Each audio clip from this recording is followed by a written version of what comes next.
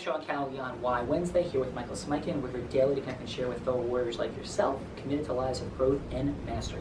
So Michael, I was just chatting about yesterday on Trajectory Tuesday, your growth curve, and your mindset being so open to learning and all the things that did for you.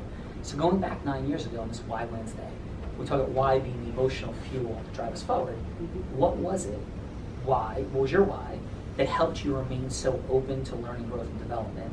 And it was so different from a lot of the people that frankly worked here back then and people that you'd encounter every day in the world. What was it for you? So it took me years to fully understand and appreciate what it was that was driving me, because in a lot of different ways, I was driven by some unconscious force. I just did certain things differently than other people. And it took me many years to finally figure out what it was that drove me. And the truth of it was that I was deathly afraid of failure. Like whenever I encountered a challenge, the fear of failure, the fear of losing kind of drove me to overcome all obstacles in my path. And in terms of my openness to personal growth and development, when I came here, I saw things that you were doing, and I found them to be almost mystical in certain ways. Like there was a magic reaction that you had on people. And as I studied and worked closely with you, I began to realize that effect that you had wasn't actually magic. It was just a super advanced science, a science that anybody can learn. And through the years, I saw such immense value of just being open and subjugating my ego and suppressing those defensive responses, and just being completely open to change and changing, who I was and the things that I could do, challenging myself and my comfort zones. And it took me years to understand that the fear of failure was driving me, but it was also having a negative impact on me, in that fear of failure was only getting me so far as to not losing.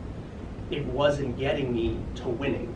And so being mindful of the fact that what was driving me, what my why was of not failing, I wasn't doing everything in my power to always win.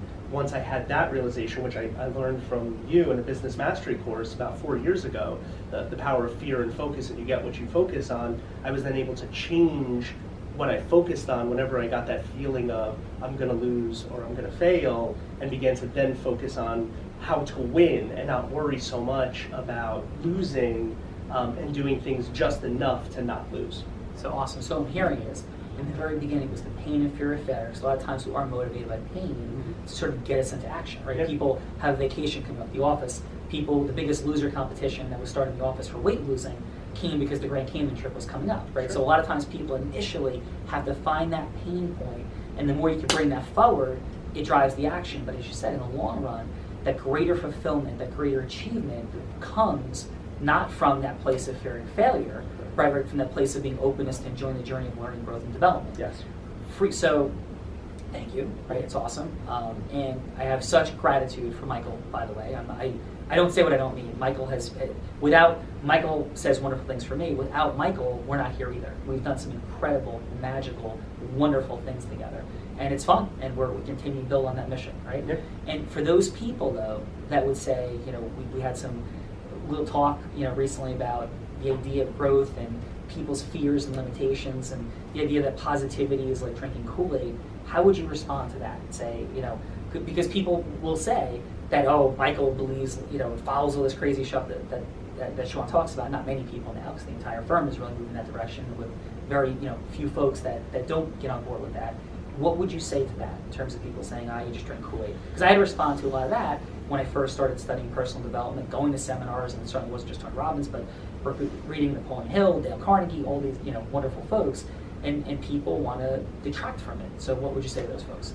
Well, I would say that the metaphor itself is a really disgusting one, and it's disgusting because it actually refers to a terrible event in this world's history of a cult leader who basically convinced his followers to drink poison, right, to kill themselves. And so referring to what it is that we do here, or what we believe in, as something like poison is disgusting in and of itself. But if we move past the metaphor and accept it just on its face, if this is drinking Kool-Aid, pour me another one. Because the truth is that what is being taught to us through these concepts of learning, personal growth and development, has actually changed my trajectory in life. Let's end there and come back tomorrow on Thankful Thursday and continue. Would you be back tomorrow? Yeah, right? absolutely. We're going to cut it there. Listen, if you have any questions, call us 201-261-1700. Any legal issue that comes up, we're going to continue this little chat on Thankful Thursday. I'm Sean Callagy, Michael Spiken. Have an awesome day. Hope to talk to you soon. Thanks.